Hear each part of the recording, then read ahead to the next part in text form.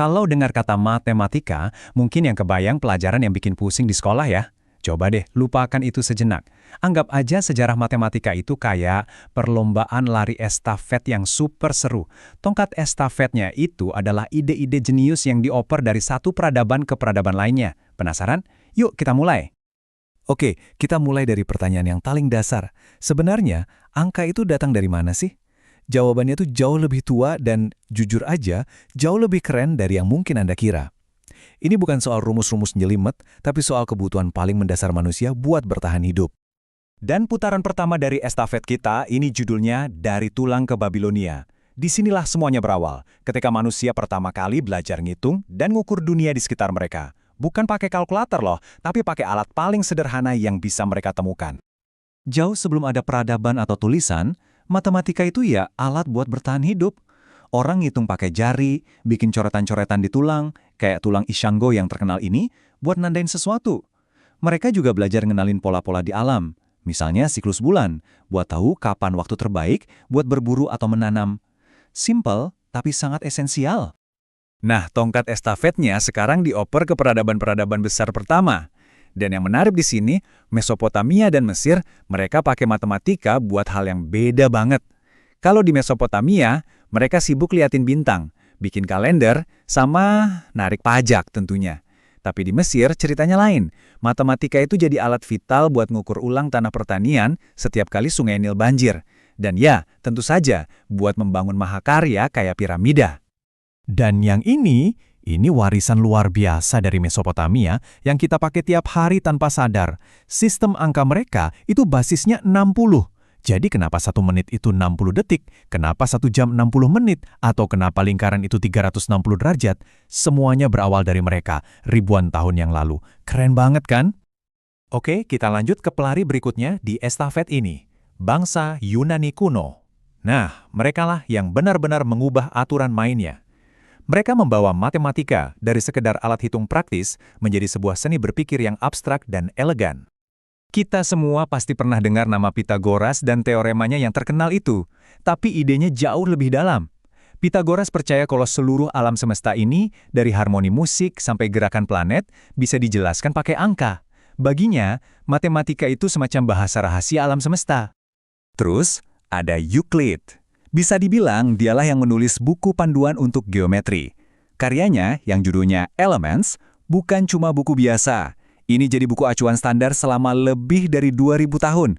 Bayangin, dia mengumpulkan semua pengetahuan matematika yang ada saat itu dan menyusunnya jadi satu sistem yang super logis.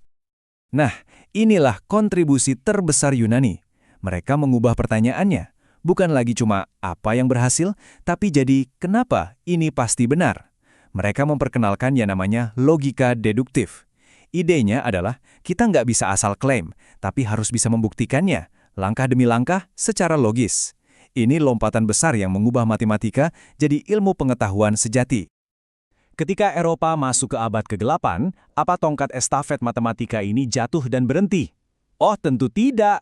Justru tongkat itu dibawa lari dengan sangat gemilang oleh para pemikir-pemikir hebat di belahan dunia timur. Api pengetahuan tetap menyala terang. Dan dari India, muncullah satu penemuan yang, ini benar-benar mengubah segalanya. Sebuah konsep yang kelihatannya simple, tapi dampaknya luar biasa. Sebuah angka yang anehnya justru berarti tidak ada apa-apa. Ya, angka 0. Tanpa angka 0, nggak akan ada tuh yang namanya matematika modern seperti yang kita kenal sekarang. Garis waktu ini nunjukin betapa pesatnya kemajuan di timur. Saat Eropa lagi stagnan, India justru menemukan angka 0 dan dasar-dasar trigonometri modern. Di saat yang sama, Tiongkok mengembangkan sistem persamaan linier yang canggih. Dan dunia Islam jadi pusat keilmuan dan matematika dunia. Dan dari dunia Islam, kita dapat salah satu cabang matematika yang paling penting. Ada seorang ilmuwan hebat bernama Al-Khwarizmi. Dia nulis buku yang sangat berpengaruh. Judulnya Al-Jabar. Familiar kan?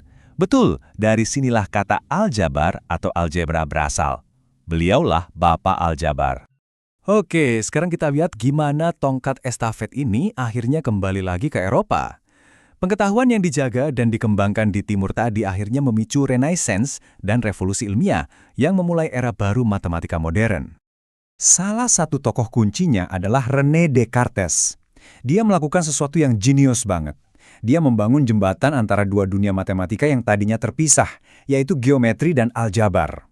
Tiba-tiba, bentuk seperti lingkaran gak cuma gambar, tapi bisa dideskripsikan pakai persamaan. Ini langkah fundamental yang bikin sains modern bisa memetakan dunia secara matematis. Lalu datanglah lompatan raksasa berikutnya, penemuan kalkulus. Para ilmuwan butuh bahasa baru untuk menjelaskan hal-hal yang bergerak dan berubah. Gimana caranya ngitung kecepatan sesaat dari benda yang jatuh? Nah, kalkulus inilah jawabannya. Ditemukan secara terpisah oleh dua orang jenius, Isaac Newton dan Gottfried Leibniz. Alat ini sukses membuka rahasia fisika dan membuat kita bisa memahami alam semesta yang dinamis. Dan sekarang, kita sampai di putaran terakhir estafet ini, era digital. Di zaman kita sekarang, tongkat estafet ini bergerak jauh lebih cepat dari yang pernah ada sebelumnya, didorong oleh kekuatan komputasi yang luar biasa. Di sini, kita harus kenal sama Alan Turing.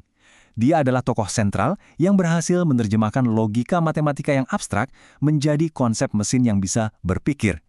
Teori-teori briliannya inilah yang meletakkan fondasi bagi komputer modern yang kita pakai setiap hari. Dan lihat hasilnya sekarang.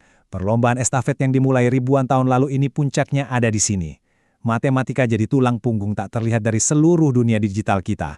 AI, sistem keamanan data di HP Anda, analisis big data, model ekonomi dan iklim, sampai fisika kuantum, semuanya itu berjalan di atas fondasi matematika. Jadi, mulai dari membangun piramida sampai menciptakan kecerdasan buatan, matematika selalu jadi kunci buat memecahkan masalah-masalah terbesar umat manusia. Ini membawa kita ke satu pertanyaan terakhir. Setelah perjalanan ribuan tahun yang luar biasa ini, kira-kira masalah besar apa lagi yang akan dipecahkan oleh matematika di masa depan?